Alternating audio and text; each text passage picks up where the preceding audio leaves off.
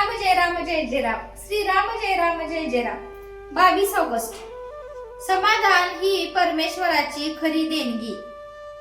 प्रत्येकाला असे वाटते की मी कुणाची निंदा करीत नाही, धर्माने वागतो, तरी मी दुःखी आणि वाईट माणसे सुखात वावरताना दिसतात.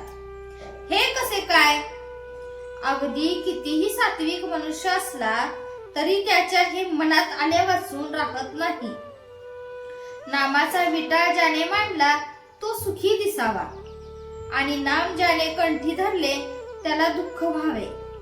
यावरून भगवंताला न्यायी कसे म्हणावे अशी पुष्कळांना शंका येते. खरोखर याचे मर्म जर आपण पाहिले तर आपल्याला असे आढळून येईल की बाहेरून जे सुखी दिसतात ते अंतर्यामी दुःखात बुडलेले असतात. विषय त्यांना पुष्कळ मिळाले पण त्यामुळे मनाची शांती लाभली तर उपयोग. 2 रस्ते लागले, त्यातला एक चांगला दिसला पण तो आपल्या गावाला नेणारा नव्हता आणि दुसरा खडकाळ आणि काट्याकुटांचा होता पण तो आपल्या गावाला नेणारा होता. तर कोणता रस्ता आपण धरायचा? भगवंताकडे जाणाऱ्या लोकांचे गीतेमध्ये 2 वर्ग सांगितले आहेत. एक सांख्यमार्गी आणि दुसरे कर्मयोगी.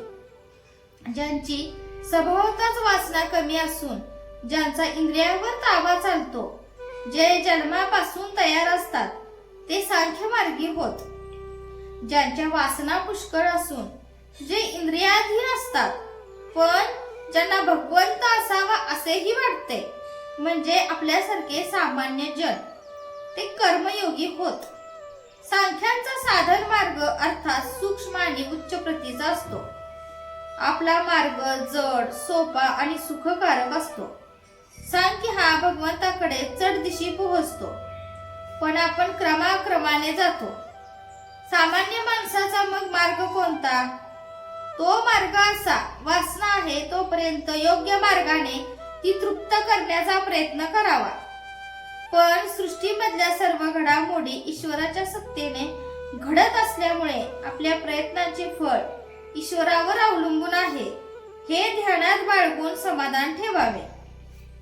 10 माणसांना त्यांच्या असमाधानाचे कारण आपण विचारले तर ती माणसे 10 निरनिराळे कारणे सांगतील. यावरून असे दिसते की जगातली कोणतीही वस्तू समाधान देणारी नाही. समाधानाचे शास्त्र निराळेच आहे. ते प्रपंचापासून शिकता येत नाही. ज्याच्या जवळ अगदी थोडे आहे त्याच्यापासून तो ज्याच्या जवळ अगदी पुष्कळ आहे त्याच्यापर्यंत प्रत्येकाला काहीतरी कमी असणारच. पण मजा अशी की प्रत्येकाची समजूत मात्र अशी असते की आपल्या जवळ जे कमी आहे त्यामध्ये समाधान आहे, म्हणून त्याचे दुःख कायम राहते. भगवंता वाचून असणारे वैभव आणि ऐश्वर्य हे कधीच सुख समाधान देऊ शकत नाहीत. समाधान ही परमेश्वराची खरी देणगी आहे. ती मिळवण्याचा उपाय म्हणजे भगवंताचे स्मरण होय. जय जय रघुवीर समर्थ. आजचे बोधवाक्य. प्रत्येकाला ज्याची गरज भागेल एवढे भगवंत देतच असतो, म्हणून जे आहे त्यात समाधान मानावे.